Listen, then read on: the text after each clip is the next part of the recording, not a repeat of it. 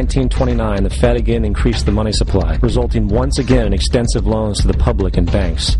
There was also a fairly new type of loan called a margin loan in the stock market. Very simply, the margin loan allowed an investor to put down only 10% of a stock's price, with the other 90% being loaned through the broker. In other words, a person could own $1,000 worth of stock with only $100 down. This method was very popular in the roaring 1920s, as everyone seemed to be making money in the market. However, there was a catch to this loan. It could be called in at any time and had to be paid within 24 hours. This is termed a margin call, and the typical result of a margin call is the selling of the stock purchased with the loan. So, a few months before October in 1929, J.D. Rockefeller, Bernard Baruch, and other insiders quietly exited the market.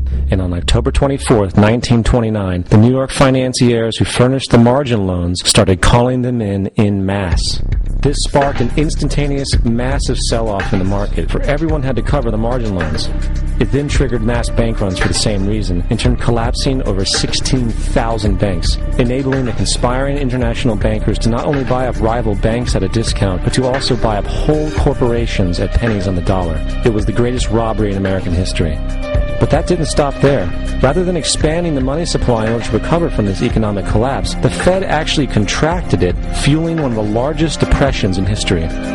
Once again outraged, Congressman Louis McFadden, a longtime opponent of the banking cartels, began bringing impeachment proceedings against the Federal Reserve Board, saying of the crash and depression, it was a carefully contrived occurrence. International bankers sought to bring about a condition of despair so that they might emerge the rulers of us all. Not surprisingly, and after 2 previous assassination attempts, McFadden was poisoned at a banquet before he could push for the impeachment. Now, having reduced the society to squalor, the Federal Reserve bankers decided that the gold standard should be removed. In order to do this, they needed to acquire the remaining gold in the system. So, under the pretense of helping to end the Depression, came the 1933 gold seizure. Under the threat of imprisonment for 10 years, everyone in America was required to turn in all gold bullion to the Treasury, essentially robbing the public of what little wealth they had left. And at the end of 1933, the gold standard was abolished. If you look at a dollar bill from before 1933, it says it is redeemable in gold. You look at a dollar bill today, it says it is legal tender, which means it is backed by absolutely nothing. It is worthless paper. The only thing that gives our money value is how much of it is in circulation.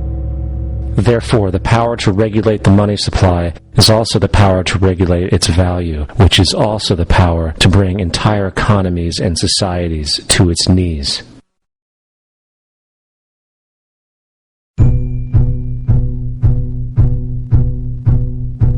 It's important to clearly understand the Federal Reserve is a private corporation. It is about as Federal as Federal Express. It makes its own policies and is under virtually no regulation by the U.S. government.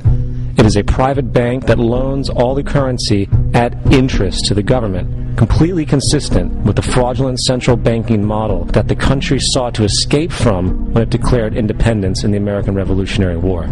Now, going back to 1913, the Federal Reserve Act was not the only unconstitutional bill pushed through Congress. They also pushed the federal income tax. It's worthwhile to point out that the American public's ignorance towards the federal income tax is a testament to how dumbed down and oblivious the American population really is. First of all, the federal income tax is completely unconstitutional, as it is a direct, unapportioned tax. All direct taxes have to be apportioned to be legal based on the Constitution. Secondly, the required number of states in order to ratify the amendment to allow the income tax was never met, and this has even been cited in modern court cases.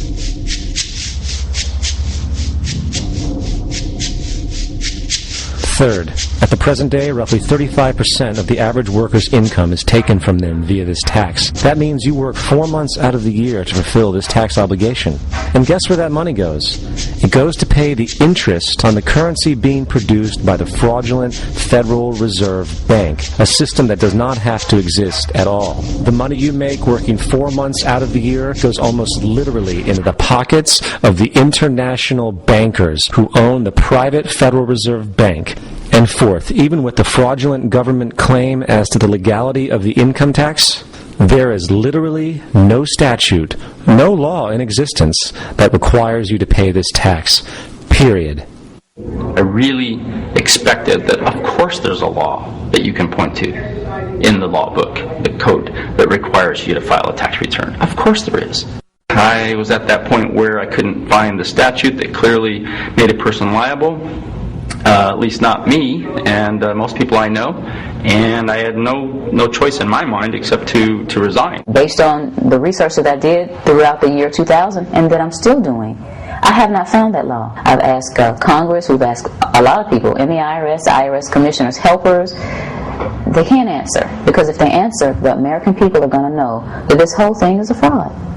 I haven't filed an federal income tax return since I left. I have not filed a tax return since 1999. The income tax is nothing less than the enslavement of the entire country. Now, the control of the economy and the perpetual robbery of wealth is only one side of the Rubik's Cube the bankers hold in their hands.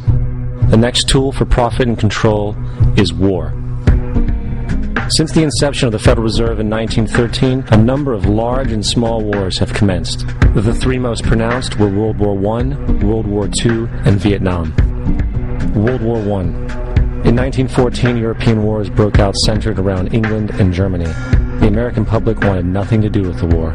In turn, President Woodrow Wilson publicly declared neutrality. However, under the surface, the U.S. administration was looking for any excuse it could find to enter it. In a noted observation by Secretary of State William Jennings, the large banking interests were deeply interested in the World War because of the wide opportunities for large profits. It's important to understand that the most lucrative thing that can happen for the international bankers is war, for it forces the country to borrow even more money from the Federal Reserve Bank at interest. Woodrow Wilson's top advisor and mentor was Colonel Edward House, a man with intimate connections with the international bankers who wanted in the war. In a documented conversation between Colonel House, Wilson's advisor, and Sir Edward Grey, the Foreign Secretary of England, regarding how to get America into the war, Grey inquired, "What will Americans do if Germans sink an ocean liner with American passengers on board?" House responded, "I believe that a flame of indignation would sweep the United States, and that by itself would be sufficient to carry us into war." So, on May 7, 1915, on essentially the suggestion of Sir Edward Grey, a ship called the Lusitania was deliberately sent into German-controlled waters, where German military vessels were known to be. And, as expected, German U-boats torpedoed the ship, exploding stored ammunition, killing 1,200 people. To further understand the deliberate nature of this setup, the German embassy actually put advertisements in the New York Times telling people that if they boarded the Lusitania, they did so at their own risk, as such a ship sailing from America to England through the war zone would be liable to destruction. In turn, and as anticipated, the sinking of the Lusitania caused a wave of anger among the American population, and America entered the war a short time after. The First World War caused 323,000 American deaths. J.D. Rockefeller made $200 million off of it. Not to mention the war cost about $30 billion for America, most of which was borrowed from the Federal Reserve Bank at interest, furthering the profits of the international bankers. World War II. On December 7, 1941, Japan attacked the American fleet at Pearl Harbor, triggering our entry into that war. President Franklin D. Roosevelt declared the attack was a day that will live in infamy. A day of infamy indeed, but not because of the alleged surprise attack on Pearl Harbor. After 60 years of surfacing information, it is clear that not only was the attack on Pearl Harbor known weeks in advance, it was outright wanted and provoked. Roosevelt, whose family had been New York bankers since the 18th century, whose uncle Frederick was on the original Federal Reserve Board, was very sympathetic to the interests of the international bankers, and the interest was to enter the war, as we've seen, nothing is more profitable for international bankers than war. In a journal entry by Roosevelt's Secretary of War Henry Stimson, dated November 25, 1941, he documented a conversation he had with Roosevelt. The question was, how should we maneuver them into firing the first shot? It was desirable to make sure the Japanese be the ones to do this, so that there should remain no doubt as to who were the aggressors.